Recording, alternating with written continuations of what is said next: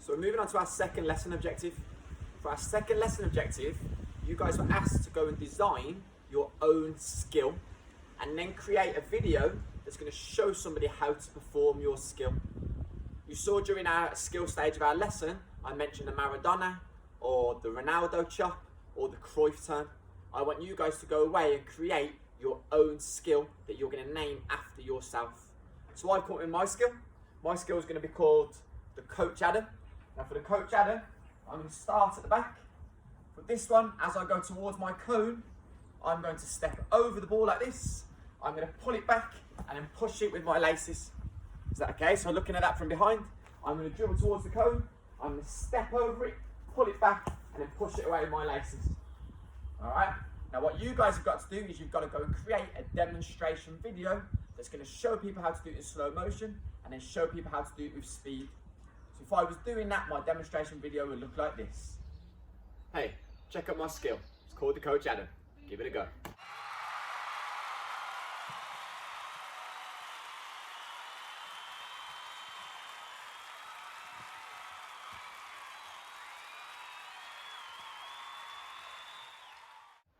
So this is my drill. We're going to step over the ball, pull the ball backwards, use your laces to get away. Looking at that in slow motion.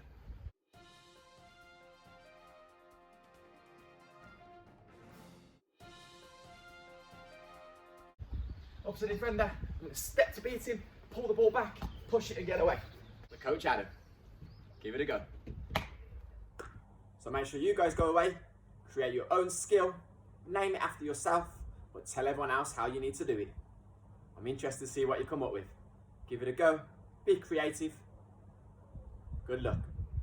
Okay, so as you know, we always like to finish off our lesson with a little bit of a game or a little bit of competition and a little bit of fun to finish off. So for our competition, you're going to have two people. You're going to need to ask your mums, your dads, your brothers or your sisters to help you out with this one.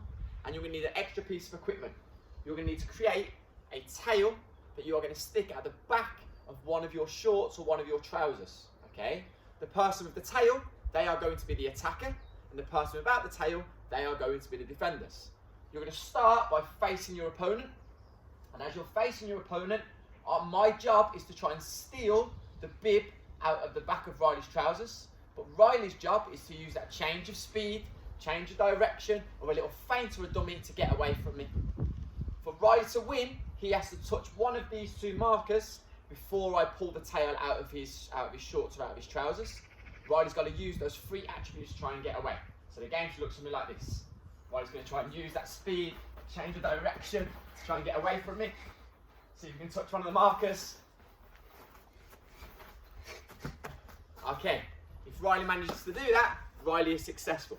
With this drill, you have to try and stay quite close to each other.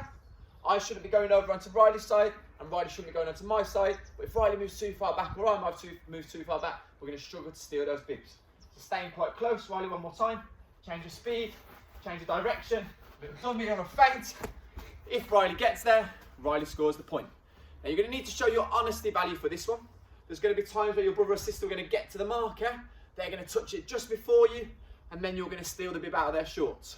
Remember, our value for today is honesty. Make sure you show that honesty value when you're working and when you're playing. Give it a go. Let us know how you get on. Okay, so a simple progression for this drill. We can now introduce the ball that we used at the start of our skill phase today. And now we can start to introduce some of the skills that we practiced at the start of our lesson to see if we can outwit our opponent. You can see we've changed roles. So I've now become the attacker. Riley's now become the defender. To win, I have to dribble the ball and stop it on the marker before Riley steals my tail. Let's give it a go. So starting facing your opponent, can we use some of those little tricks, some of those little change of direction? Can I try and make Riley think I'm going one way? Can I try and beat him the other? Can I get him off balance? Using those fast little feet, how can I get away from him? And we're this way, that way. Oh! Remember, honesty value means you don't cross over the marker. Let's try that again. Staying on Riley's side. Can I beat him? Can I get away from him? Can I use those fast feet? Keeping Riley on one side. Can I stop the ball on the marker? Oh, can I get away? Where is he? All right, if Riley steals the bib, Riley's the winner. If I stop the ball on the marker, I'm the winner. Give it a go with your friends and family, see how you get on. So another little game that you can play at the end of your session is to have a little bit of fun and also a little bit of competition. Using the marker that you had in the middle, we're just going to move it slightly towards one of the sides of the court. Okay? The person that is the attacker now is going to stand with the largest gap, and the person that is the defender is going to stand by the marker with the shortest gap. Now you're going to need to show your honesty value here. It's very important, otherwise we're not going to have a fun game. But Riley, as the attacker, is going to make his way down towards the purple marker. When he gets that purple marker, he's going to show us a quick change of direction, a quick change of speed, and he's going to get back to that spot as quickly as he possibly can. As soon as Riley gets to this purple marker, I'm allowed to chase him. Okay? I've got to see if I can steal that pink bib or that pink tail from behind him. He's got to see if he can use that change of speed to get away from me. He's got to cover that distance quicker than me, or he's got to move those body parts faster than what I can. So the game should start like this. We'll do a slow motion run through. So Riley's going to jog towards the marker.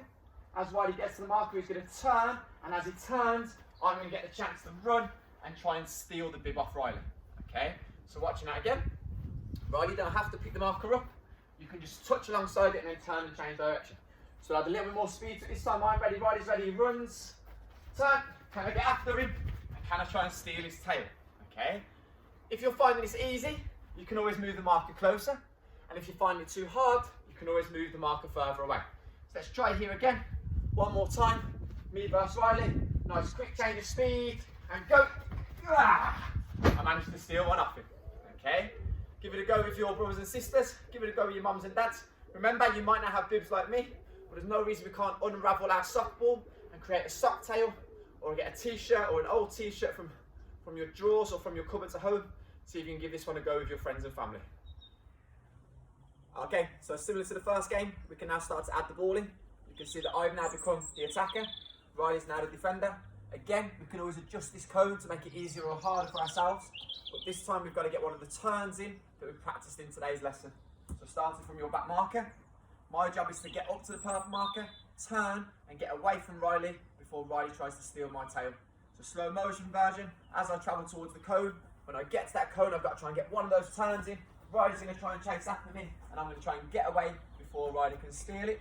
In real life, if this was a real game now, we're going in, I'm going to try and get a quick turn in, and get away, and see if I can get there before Riley steals my tail. If I can get there before he steals my tail, I was successful. If Riley manages to steal the tail, then Riley was successful. Remember, you're going to need to use your honesty value. Did I get to the marker first, or did Riley steal the tail first?